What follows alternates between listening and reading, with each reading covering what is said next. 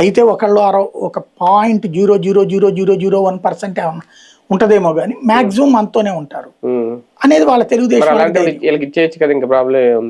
ఏది సీట్లు వదులుకోదు కదా, అధిష్టానం వదులుకోదు, అది కార్యకర్త కాదు, అధిష్టానమే వదులుకోదు, కేడర్ కోసం కాదు. అంటే కేడర్ సర్దుపోద్ది అని అనుకున్నప్పుడు జనసేన కేటాయించడానికి ఏంటి ఎవరు అంటున్నా నేను అనేది, తమ నాయకుడు స్ట్రాంగ్ అనినే కదా కేడరు అది ఉండేది. ఇక్కడ వీళ్ళకి వచ్చేటప్పటికి ఏంటంటే ఈ ట్రిప్ మనం ఇవ్వకపోతే కనుక వైసీపీ వైపుకి వెళ్ళి అక్కడ సీట్లు పొందేస్తారనేటటువంటిది వీళ్ళకున్న ఫీడ్బ్యాక్. క్రిందసారి ఏం చేశారు, ఎమ్మెల్యేలు బలమైన క్యాండిడేట్లను కాకుండా తమ అనుయాయులను పెట్టుకున్నారు చాలా చోట్ల. వైసీపీ తమ మాట వినేవాడు, ఖర్చు పెట్టేవాడిని తెచ్చిపెట్టుకున్నారు. ఎందుకని? ఏకగ్రీవాలే కాబట్టి. అదే పోటీ అయి ఉంటే అప్పుడు కూడా సరైన వాళ్ళని తెచ్చిపెట్టేవాళ్ళు, పవర్ఫుల్ వాళ్ళు.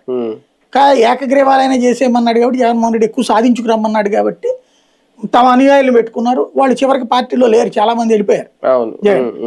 ఈ ట్రిప్ వాళ్ళు గట్టిగా పోటీ పడతారు, కానీ ఖాళీ కూడా ఉన్నాయి. అంటే అన్ని చోట్ల పోటీ పడగలిగిన ఆర్థిక స్తోమత ఉండే వాళ్ళు ఉండకపోవచ్చు కదా, ఇప్పుడు కేసులు వీళ్ళు వెళ్ళి అక్కడ టికెట్ తీసుకుంటారు రేపు పొద్దున. కానీ ఒకటిసారి కొన్ని సందర్భాల్లో ఏదైనా అంటే నాకు తెలియదు మరి ఇలాగ జరిగిన సందర్భాల్లో ఈ లోకల్ ఎన్నికలు కాబట్టి కూటమిలో ఉన్న ఇండివిజువల్ గా పోటీ చేసే ధైర్యం ఏమైనా చేస్తారు?